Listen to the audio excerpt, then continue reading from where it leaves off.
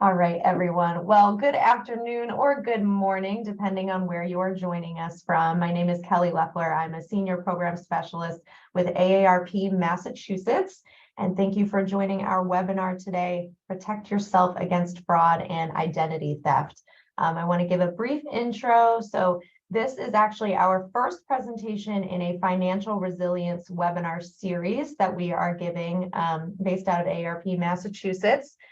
So we also have presentations on Social Security, on planning for retirement, on your piggy bank essentials. So I'm going to put that link into the chat. If you are interested in joining any of those other webinars, they should all be possible for a California time zone or a Massachusetts time zone. And in addition to that, here at AARP Massachusetts, we also have a monthly webinar titled Fraud Talk Tuesdays. So on the second Tuesday of each month, we have Fraud Talk Tuesdays. We cover a different fraud or scam in 30 minutes or less, tell you about some of the most prevalent frauds and scams going on right now and how to protect yourself and your loved ones. But let's launch right into the presentation for today. So we are very lucky to be joined by AARP volunteer Alice Diamond. Alice is a career and admissions coach who formerly served as the Associate Dean of Career and Community Service at Lesley University in Cambridge, Massachusetts. Alice became interested in joining efforts to combat fraud when she encountered numerous fraudulent job postings in her work. So I am going to hand it over to Alice. Just for the record, today's presentation will be recorded. So if you have to hop off, you will receive a recording of that after the presentation. You'll also receive a post-event survey that we would love you to take a couple of minutes to fill out so we know how to improve future events. And our chat and Q&A are up and running. So if you have any questions during the presentation, please feel free to put those into chat. So without further ado, I'm going to hand it over to Alice. Thanks so much for that great intro, Kelly. And I'm delighted to be here to talk on this topic, which is very near and dear to my heart. As Kelly said, I oversaw a college career center for many years, and the proliferation of job search scams that I saw was just incredible. So it's one of the things that drew me to become a volunteer with AARP, and I'm delighted to be here to share information on this topic. So let me share my screen and start the presentation. So we're going to be talking about protecting yourself from fraud and identity theft. And one of the things that I really hope from today's presentation is that you'll sort of start to think about proactive things you can do to protect yourself and your loved ones from fraud and identity theft as sort of a regular part of your life as you open up emails and you go about and make purchases, that you just have it in the back of your mind. I am an AARP volunteer with the Massachusetts Speakers Bureau. I also am one of the volunteers with the Fraud Watch helpline with AARP. However, I'm not an AARP fraud expert, but luckily AARP has an incredible team of Fraud Watch experts. So if there are any questions that come up that I'm not able to answer, we can get you the answers from that team. Scammers steal billions of dollars from unsuspecting consumers every year. And the impact is devastating on many levels, financially, but also emotionally. And so the Fraud Watch Network was created to empower consumers to really provide guidance and support, both to combat scams and hopefully proactively to avoid them. I also want to mention that some of you may ask yourself, why is AARP involved in this? And you might want to know that AARP began 60 years ago when the founder, retired school principal, Dr. Ethel Percy Andrus, discovered that one of her former teachers was living in a chicken coop. And she was appalled that the woman who had worked her whole life couldn't afford a place to live. And she founded AARP to protect the financial security of older Americans. So fighting identity fraud and theft, fighting identity theft and fraud is a core part of that mission. So let's begin. I want to just ask a couple of questions. Do you shop online? Do you have grandchildren? Do you have your Medicare card in your wallet and carry it around with you at all times? What about your Social Security card? How many of you have been approached with what you believe is a fraudulent offer? And finally, how many of you know someone who has been victimized by fraud? So we're going to discuss, we're going to answer some of these, we're going to answer all of these questions in the presentation. And one of the things that we're going to be talking about is, well, what is the purpose of this fraud? What are the criminals trying to do? And basically it boils down to two things. One is gain your confidence in order to get your money, or to get your personal information in order to get your money.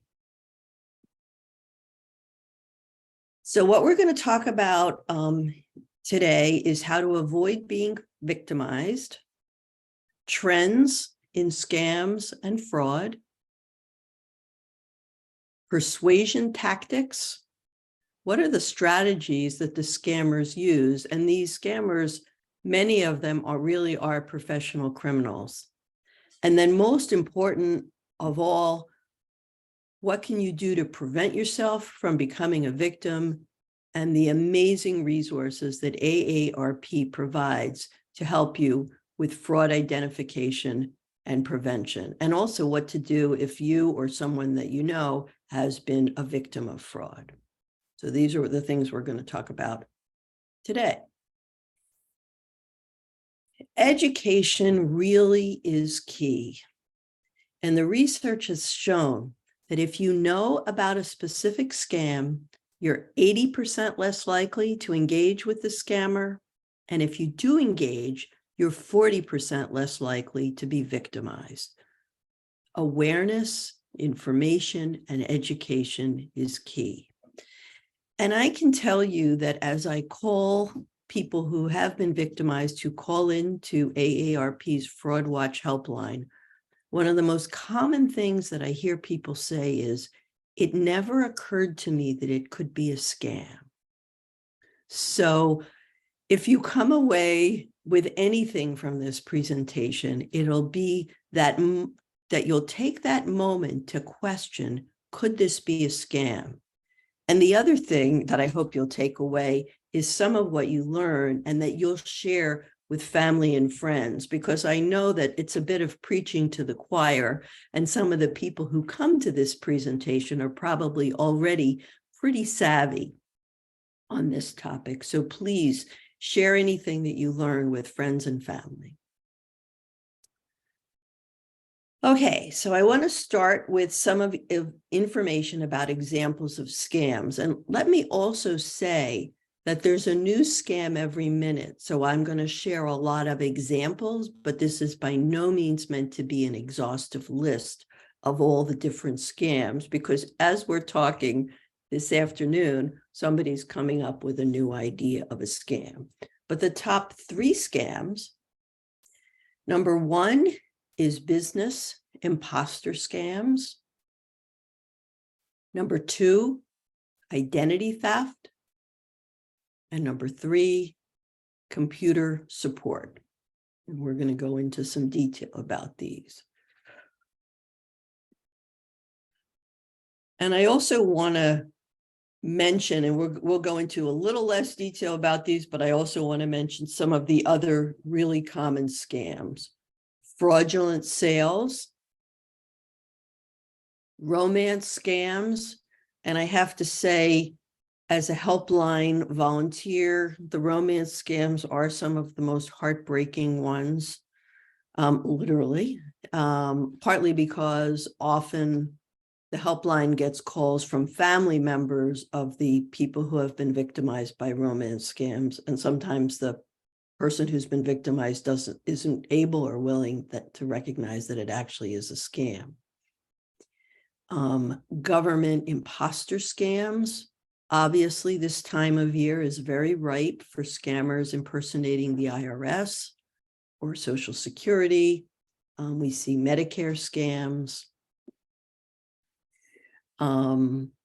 Another common scam, sweepstakes, lottery. Scammers will impersonate Publishers Clearinghouse or other sweepstakes that people have heard of.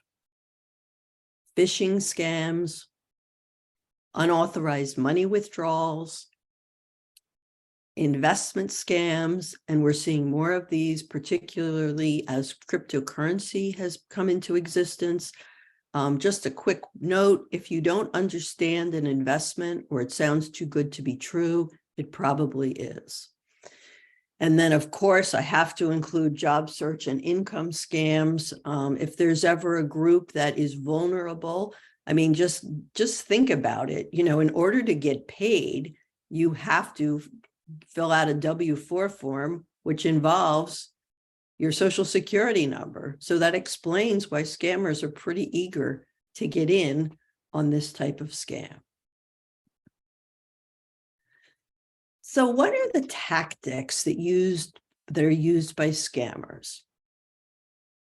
Well, when scammers who are successful and are interviewed, you know, I guess they stop scamming and, you know, move to the right side of the law. They were asked, how were you so successful? And they all said the same thing. We get people under the ether. Well, what is the ether? It's a heightened emotional state. So it can be elation, you're excited, fear, you're scared. Whether your emotions are high or low, they can all get in the way of thinking clearly, and it makes us more vulnerable to a scam. And let me say, your emotions don't have to be heightened for a day, even an hour. It can be just momentary. So you can see from what's on the slide, some of the things that scammers say to get you, quote unquote, under the ether. Respond now or risk jail. Congratulations, you've won the lottery. It can also be congratulations, there's a life insurance policy in your relative's name that you didn't even know about. We've kidnapped your grandchild or your child or some loved one. Your computer is on the verge of a meltdown. And sometimes this message isn't coming to you verbally, but rather you see this terrifying thing that comes up on your screen with a terrible sound. Or it also can be, we're calling to reach out for victims of the earthquake or related to COVID relief. So whatever it is, it's a technique to use to try to get you, even just for a moment, to become more emotional. A good thing that I heard that I've heard, it's not who you are, it's how you are at the time of the contact. And so it's not that you're an irrational person, you're not. It's just at that one moment you might have let your guard down. Another tactic, trick you into visiting an unsafe site online. So it can be a fake request from an online retailer or from a financial institution, or even somebody impersonating the IRS and asking for your personal login information. It can be a response to a free trial offer. You notice we have free in quotes because you'll discover that responding to free trial offers is rarely free. It can also be a pop-up window urging you to click on a link to fix a virus. I believe now that there are actually businesses that are set up They've got to have graphic designers and user interface experts, user experience experts writing these emails and creating logos and communication that makes it look exactly like a legitimate business. So you may look at it and say, oh, this looks right, but you've been tricked. And that's one of the most common strategies that scammers use. Identity theft. What is it? It's really simple. It's when someone uses information about you without your permission. So it can be your name and address. That's not very, that's pretty widely available information. It can be your social security number. It can be a credit card, bank account number, medical insurance number. And identity theft is really common. And what happens is that once someone steals your identity, they can use that to open up a credit card in your name or a bank account, apply for government benefits. And this can be really difficult for people who are victimized.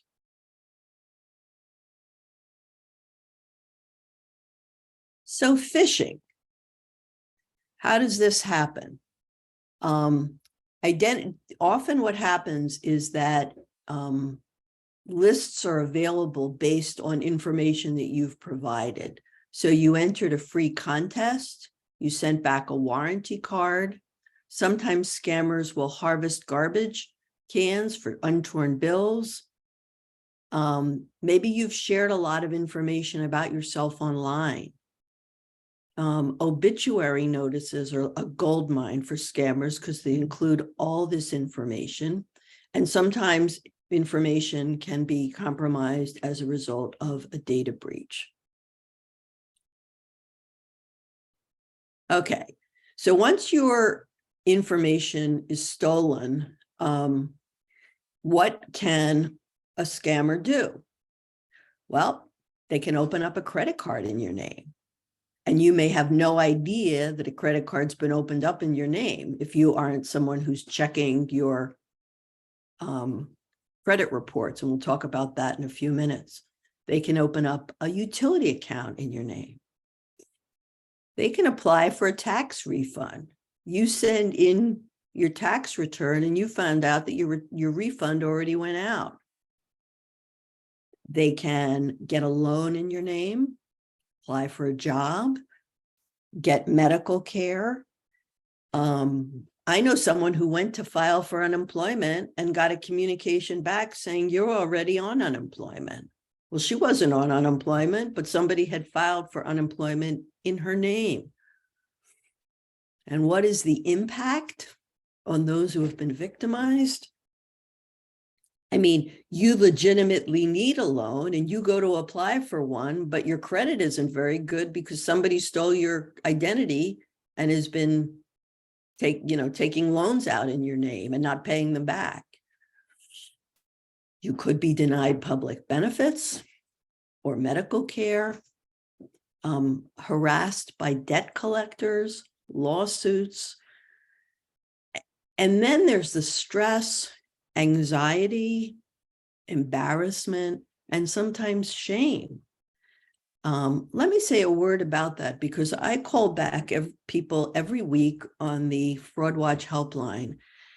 And I have to tell you, the majority of people that I call back are not particularly gullible. They just didn't realize it could be a scam. They let their guard down for a moment. But the embarrassment and shame that they experience is so overwhelming. I think sometimes it's almost equal to the upset related to any financial loss. And then on top of all that, it's the time, the expenses, and the hassle of recovering from it. So protecting your identity is a really important step. And we'll get to how you're going to do that in just a few moments. So we're going to now talk about some of the persuasion techniques that the scammers use. phantom riches, scarcity, source credibility, and fear and intimidation. Okay, phantom riches. The phantom riches is playing on trying to get you under the ether by your emotions becoming higher. You get excited. You just won a grand prize of $300,000. Free cruise tickets. You're the beneficiary of a relative's life insurance policy. This all sounds like really good news. The only thing is that there's going to be some hook that the cruise tickets are free, except for that there's some fee. You won the grand prize, but you have to pay taxes. And all of these phantom rich tactics are used to basically get you under the ether. And for a moment, your logical reasoning kind of leaves you. Another technique is scarcity.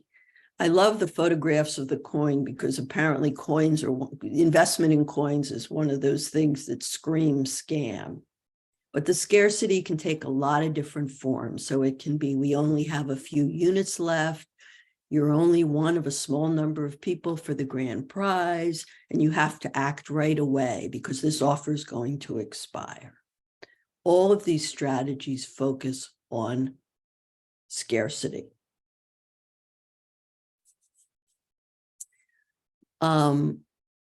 Criminals often try to build credibility by using a well-known celebrity appearing successful, claiming affiliation with a reputable organization.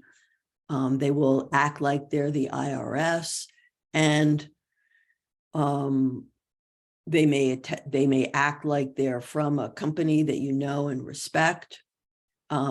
Just be aware that you'll hear about this, that the personality in TV, sports, and entertainment has no idea that a scammer is claiming to have a connection with them. And with technology, it's very easy now to be able to fake something. In fact, now with artificial intelligence, there's the ability to have a video and the scammer can write the words and have the person who's speaking appear to be actually saying that. So, you almost can't even trust what you see these days. And then fear and intimidation. And I'm going to share information at the end about the Perfect Scam podcast. If you listen to these, you will understand what fear and intimidation means when it comes to scammers. Threatening your well-being, threatening the loss of Medicare or access to healthcare medications, and harassing multiple texts and phone calls. Some victims have said that they were contacted 50 to 60 times a day by scammers. So it's pretty scary, as you can see from the photograph of this gentleman. Okay, now take a deep breath. Let me turn to Kelly. Kelly, is there any questions that have come up in the chat that you want to run past me yet? Yeah, we have had a couple of Okay. questions. So you talked a little bit about this, but somebody had asked originally, what is a Medicare scam? If you could just give an example of that. It can be using your information to put in a claim for services that you never got and receive money. It can be hundreds, it can be thousands of dollars that goes to the scammer for a medical procedure that you never even had. And then it goes into your record. And then guess what? Like a year later, you actually need that medical procedure, but it turns out that Medicare will only fund it once every 5 years. And you say, what do you mean? This is my first time I had the procedure. No, according to this, you just had it last year. Yeah, I forgot I had that knee replacement, right? Like if you file for 3 knee replacements, that's not going to work. Thanks, Alice. So somebody else had said that they were the victim of a computer is on the verge of a meltdown scam. And they said, if I was able to stop the person who was trying to quote unquote fix the computer problem, did they get information that put me at risk? I did notify others about this.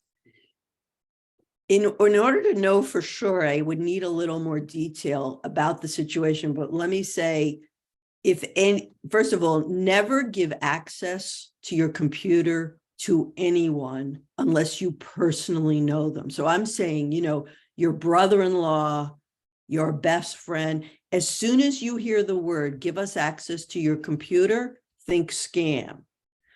If you did click on a link, there's a good chance that your computer has been compromised, and it could be that they pulled information out of your computer.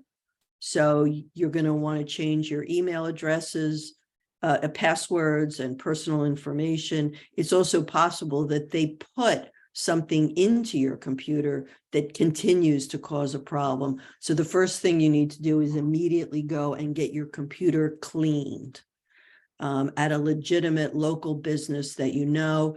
You can go to Geek Squad through Best Buy. Just be sure you're actually dealing with the real Geek Squad and not with a Geek Squad impersonator. Yeah, thanks, Alice. And then not a question, but we did have somebody have a great comment in the chat of watch out for PayPal email scams. They have been burned. Absolutely. Yes. In fact, if you're well, we'll get into this because I'm going to talk about it in prevention strategies. So thank you, Kelly. Sure. All set. Okay. Keep going. So scammers say that they're most successful with people who allow themselves to be pressured into making rush decisions. They don't consider there could even possibly be a scam. They don't ask questions, and they don't read or verify the information. So I want to say here, when in doubt, get a second opinion from a trusted friend. The people that I contact on the helpline often say, in retrospect, when I think about it, I did have a funny feeling.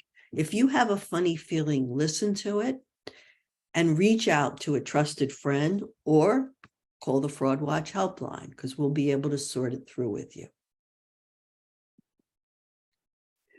Okay, so the good news is there's some really simple things that you can do to prevent yourself from being victimized by scammers. So protect your personal identification numbers and passwords. Don't carry them around with you.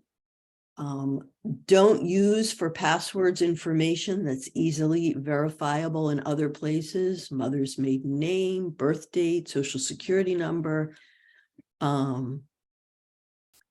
and just use different passwords for different sites.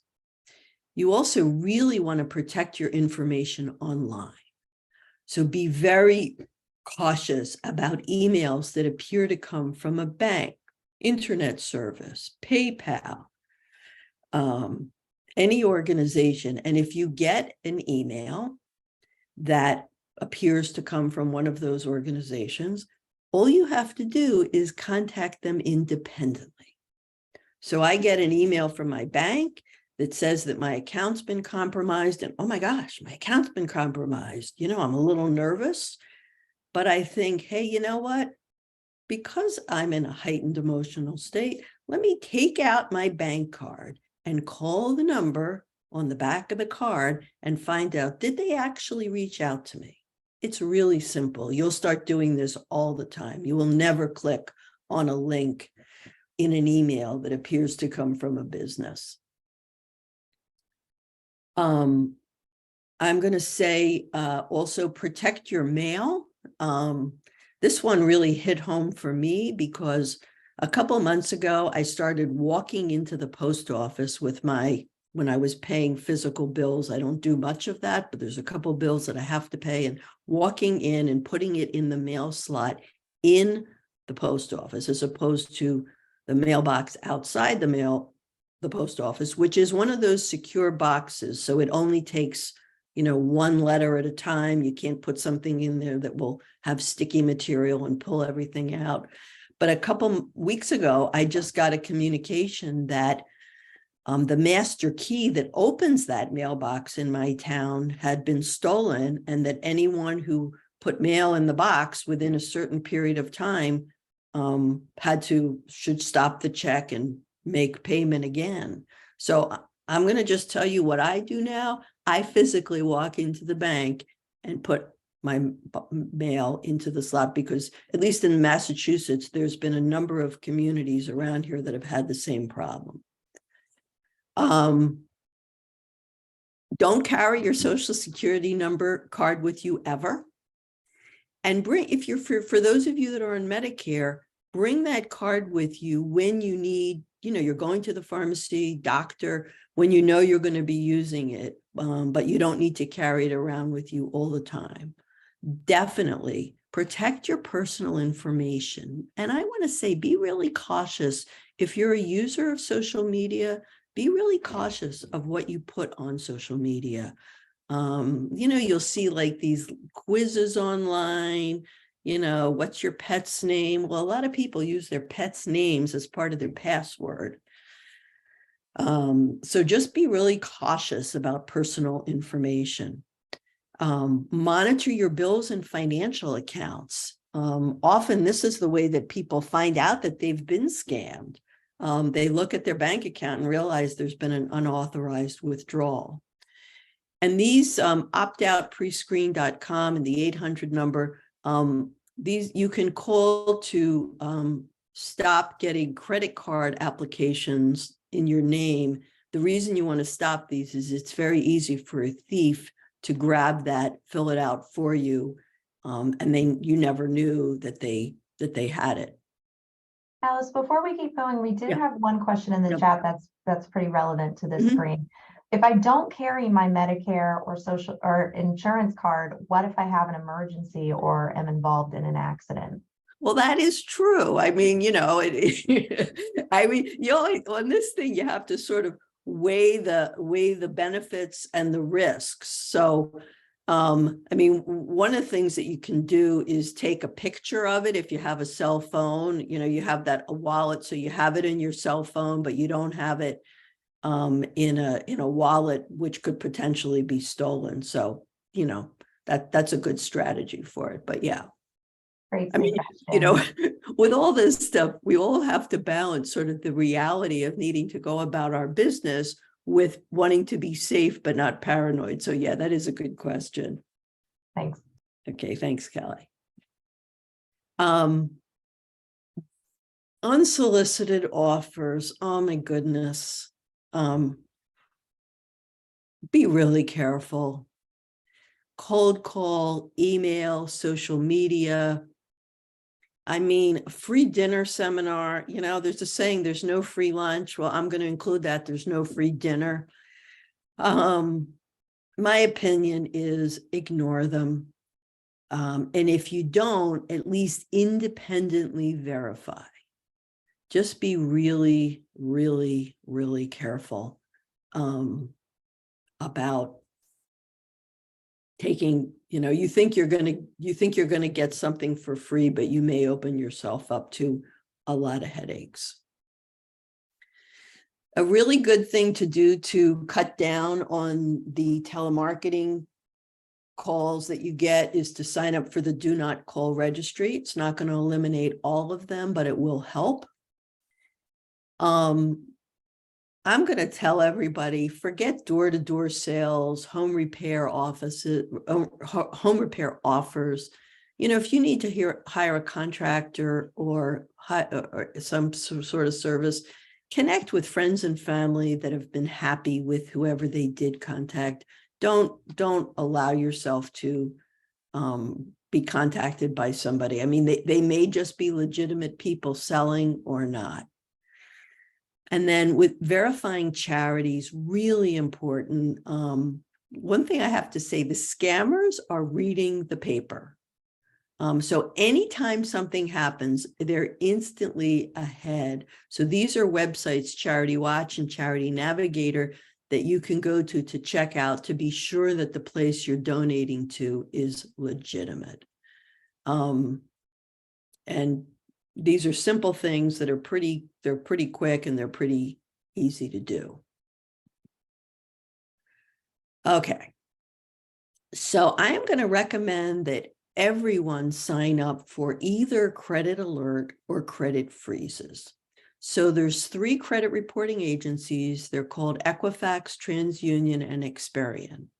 And in case you don't know, the way they work is anytime you want to open up a credit card or get a loan, your credit will be checked with these agencies because they maintain records for all of us of what our past credit is.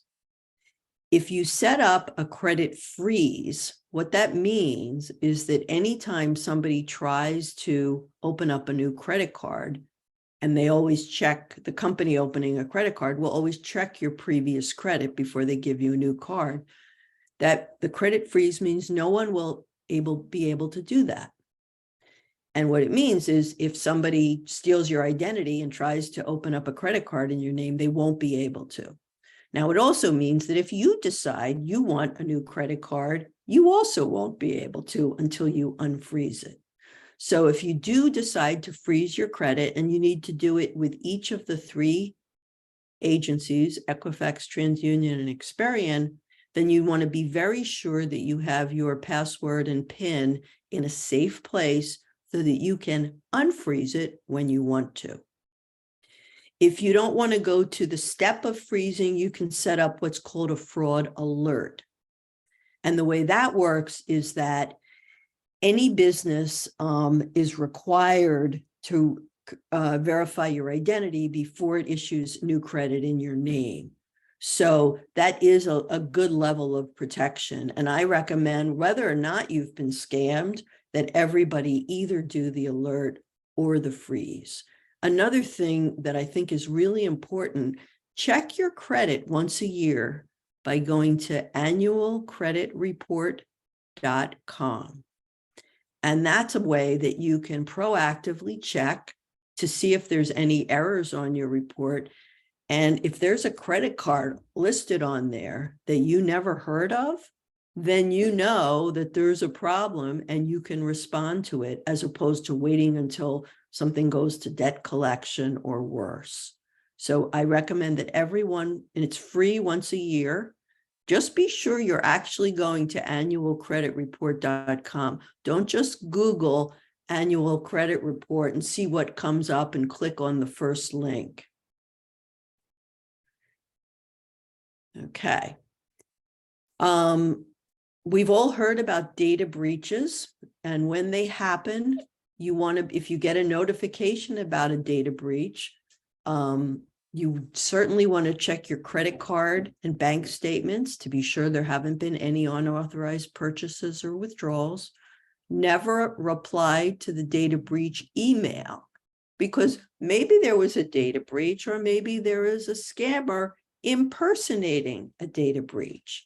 So if you were communicated about a data breach about a particular company, contact them independently to verify that there really was a breach.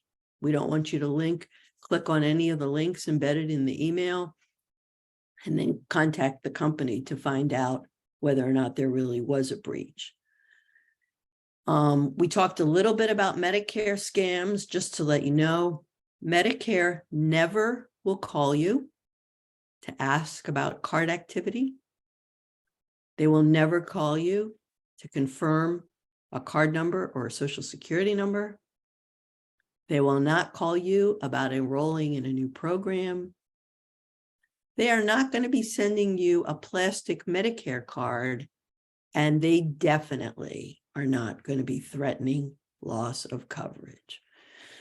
And you only want to go to the mymedicare.gov website.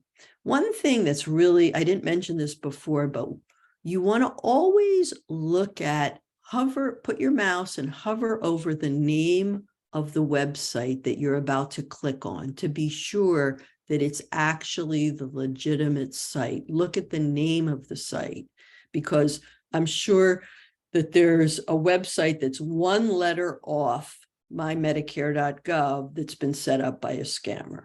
So you're going to be really careful about that. Oh, this is one of the more heartbreaking one, death notices. So how are death notices used for identity theft? Well, as I mentioned earlier, it's a gold mine of information, and they can be used for identity theft. One thing is that the person has passed away, but crooks can use that information to fraudulently open up credit card accounts in their name. So if someone in the family has passed away, you want to let the credit reporting agencies, Equifax, Experian, and TransUnion know, and then obviously contact Social Security, the IRS, banks, insurers, etc. And then also close down accounts on social media. I mentioned the grandparent scam. Scammers can use information in obituaries because now they've got the names of the grandchildren. The other thing is that obituaries are a great source of information of people who are likely to be in a heightened emotional state because they've just lost a loved one. There's some incredible stories about that in the Perfect Scam. Deceptive debt collection. They will call relatives and say that they have to repay the deceased's debts. And, the relatives who are left are already in an upset state. And most of the time it's not true. Unless you co-sign the debt, you're not going to be responsible. Debts are usually paid from the estate. Fictitious life insurance, you didn't know it, but Aunt Susie had a life insurance policy for you. The only thing is that there's a final premium or handling fees or taxes. As soon as you hear that, you should know that it's a scam. Hate to mention this, burglary. The date of the funeral or the memorial service is in the paper. And then while everybody's away at the funeral, the house is being burglarized. And I'll just mention clairvoyance, paying for messages coming from the dead. Hopefully most of us would not fall for that one. So just a couple of things. Again, I've mentioned this a couple of times. Think, stop, verify before acting. We're all going to be in heightened emotional states at times, but at least don't make any important decisions. Ask questions, read about the product. Don't let the salesperson control you. And this is a great one. Develop a refusal script to stop unwanted interactions. Mine has been, I don't accept any solicitations via phone. I don't even have to say that anymore because I'll tell you, I never answer the phone unless I recognize the number. And even when I recognize the number, I'm still cautious. Now, you may be somebody who, picks up the phone and may engage with someone that you think is a scammer, but I'm going to tell you, don't do that, and I'll explain shortly why that is the case. Okay, so a couple red flags. Whenever you're told that there's the sense of urgency, you have to do it right now, that is a major red flag. That's always the case with these scams where your computer has been compromised. Urgency, you must do it right away. And while you're in that hate and emotional state, you actually think you're legitimately dealing with Microsoft or Geek Squad. And it doesn't occur to you that you're talking to someone who's impersonating someone. So as soon as you feel the urgency, you must do it, you must decide, think scam. Don't tell anyone, please. Tell someone. The more they say don't tell anyone, the more likely you should be to tell someone. And then finally, asking you to send money via any or all of the following options. You should wire the money. You should send it via a prepaid debit card. You should send a prepaid iTunes card. You should use Google Pay. You should send cryptocurrency. Fax a copy of a check. Send a gift card, or don't even have to send the gift card. Just read us the numbers off the back of the gift card, or use one of the peer-to-peer payment apps, Zelle, Venmo, or Cash App. Okay, the final words of warning. One is, if you have been victimized by a scam, the bad news is that the scammers buy, sell, and trade contact lists. So now you're probably on a list of people who are good targets for scams. So one of the reasons you don't want to get on the phone and engage with the scammer, even if you think you're just going to try to sort of psych them out or waste their time, as soon as you pick up the phone and engage, that information could go on a list of people who are picking up the phone. Another reason you don't want to do this is leave it to the professionals. Part of my training for the Fraud Watch Helpline was an incredible session with Jim Browning, who is one of the experts in Scam the Scammers. And watching him do what he does, you can see him on YouTube, would convince anybody, don't try to do this yourself. Be aware that caller IDs can be easily faked. IRS, Social Security, your local utility company, it's 11 degrees below zero. We're going to cut off your utility. Hang up and go call your utility yourself. Again, I'll say it. I've repeated it myself, but it's really important. Don't open emails or click any links unless you know and trust the sender. And be aware that emails can be spoofed to appear to come from a trusted source. And the same is true for messages on Facebook Messenger. It can appear to come from a cousin or from a relative or someone that you trust. Okay. The great resources, I cannot say enough to sing the praises of the Fraud Watch Network.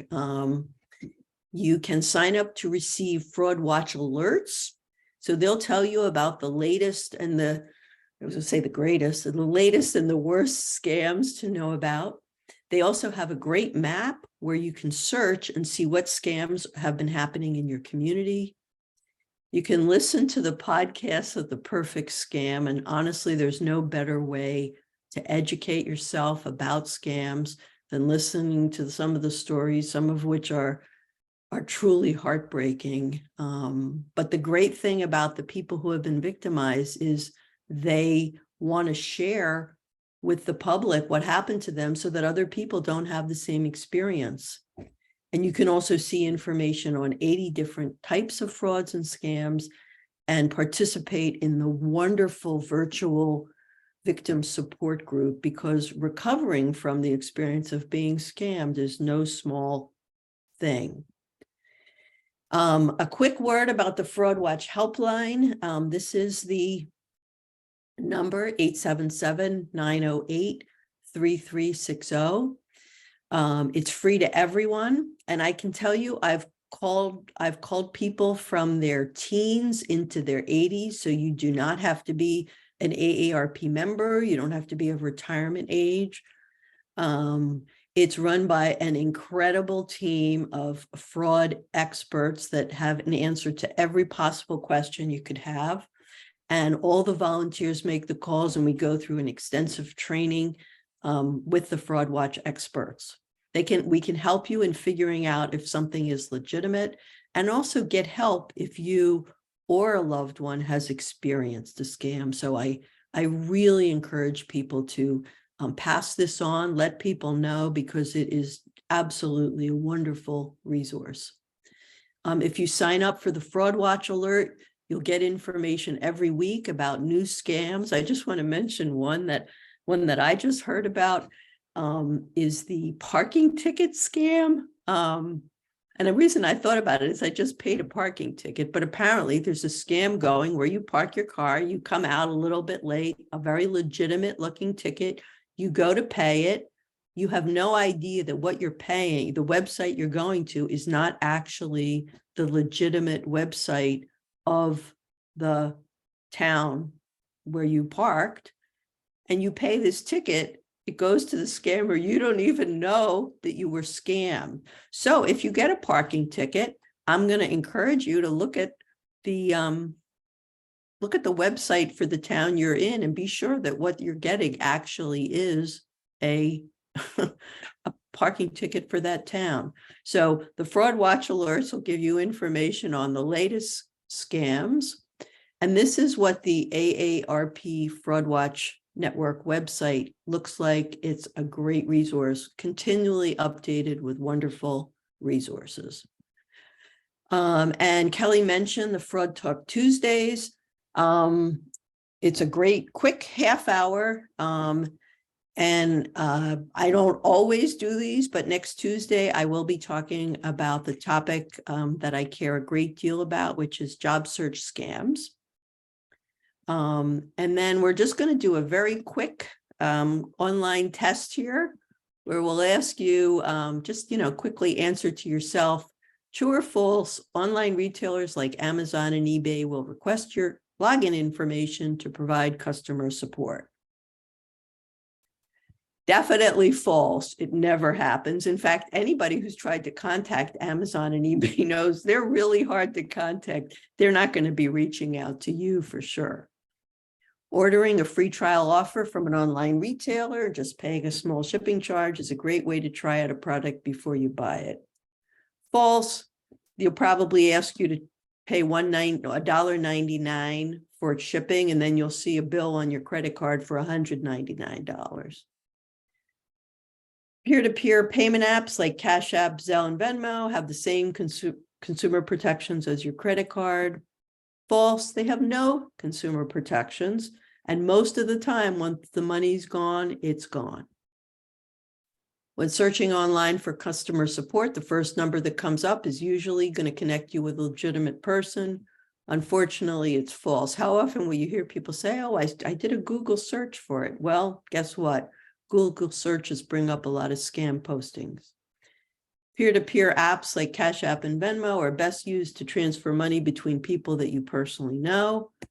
That is true. And safe to pay for vacation rental using Venmo or Zelle, absolutely false. Again, it's the money, once the money's gone, it's gone and you have no protection. Ads for merchandise that you see on social media are trustworthy. Unfortunately, that is often not the case. And safest way to make purchases online is with a credit card. And that is true. Regularly updating your software and your devices help to protect you against fraud. And that is true as long as you know that you're using the legitimate software and not something that is fake. So that brings our presentation to an end. I'm going to stop sharing and ask Kelly if there are any questions that I should end with. Yeah, thanks, Alice. We've had a lot of activity in the chat. There's been a lot of story sharing of, folks who might have been victimized or had close calls. There's been a lot of great suggestion sharing as well. Somebody had mentioned that when their parent passed, they called all three credit agencies to make sure that the credit was closed, but there have been a couple questions. Sure. So the first is, speaking of which, do we need to put a credit freeze with all three credit agencies? Yes. Easy peasy, pretty straightforward. Is there a way to block text scams? Text scams? Text scams, yeah. Well, when you get a text from a number that you don't recognize, you can go on information and block that text. If there is a way to do it more broadly, I'm not aware of it, but we'll find out from asking the Fraud Watch Network experts. But if you it's a really good idea to block that particular text. Yeah. And then somebody was asking you to repeat when the talk about job search fraud is. And while you're doing that, I'm actually going to get the registration link for anybody that's interested. Great. I'm doing it on Tuesday, March 14th. So a week from Tuesday at 12 noon. And that's Eastern Standard Time? Eastern Time. Thank you, Kelly. Yep, no problem. And while that continues to load, let's see, we can also go back. Oh, we've got a few new messages here. A lot of thanks.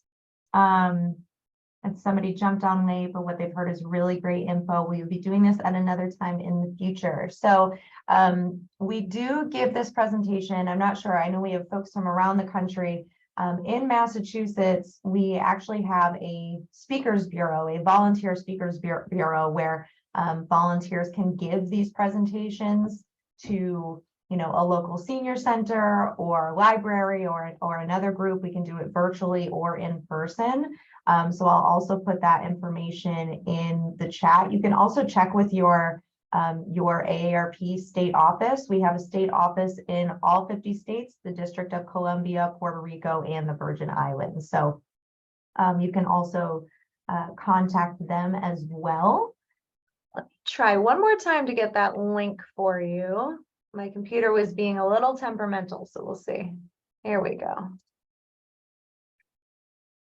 All right, so for anyone that was interested in the job search scams presentation on March 14th, I'm actually going to put the registration link in the chat for you. It'll take you straight there. You can also, for any of the upcoming Fraud Talk Tuesdays, you can go to aarp.org/fraudtalk2s. I also put that into the chat. It's a little bit of a shorthand for us. Let's see. I love this. I love the comment. Every time you use incredible, what you were saying sounds less credible. I liked that too. I love that. I'm going to remember that. I'm going to stop saying incredible and I'm going to say less credible. Thank you. And I'm going to put one more link into the chat. You might have to copy and paste it. But for anyone that is local in Massachusetts, I just put our website where you can request a Speakers Bureau presentation. We have topics like protecting yourself against fraud. We also have topics like brain health, caregiving, a lot of different things included. So if you're local to Massachusetts. Do you record these? Yes, we do. So today's presentation has been recorded. Everyone who registered for the presentation will receive a copy of the recording. And I'll also have a PDF of the slides that were used today. So I know that Alice shared a lot of different resources and phone numbers. And if you didn't quite get to jot them down, you will have a copy of all of those slides. I would also like to put a pitch in. We will also be sending a post-event survey. So if you loved what you heard today, or if you have areas where we might be able to improve, we want to hear that feedback so we can improve future presentations. And then one last time, I am going to share one final link. And that is just a reminder that today's presentation was the first of a virtual webinar series that we're hosting at AARP Massachusetts, all about financial resilience. So we have upcoming presentations that are going to be talking about Social Security, making every cent count, planning for retirement, and also making sense, CENTS, making sense of your caregiving costs, because I know that's a big topic for a lot of people across the United States. So whether you're local to Massachusetts or not, we welcome you to register for any and all of those presentations that might be helpful. We are at 12:59, and I want to be respectful of time. So without seeing any other questions, we're going to go ahead and close for today. Please keep an eye out for our follow-up email. And we hope that you got at least a few golden nuggets out of today's presentation. I want to thank Alice for doing an amazing job guiding us through today's conversation. Thanks, Kelly. And with that, I will wish you all a happy rest of the day. And regardless of where you are, stay warm. Have a good one, everyone.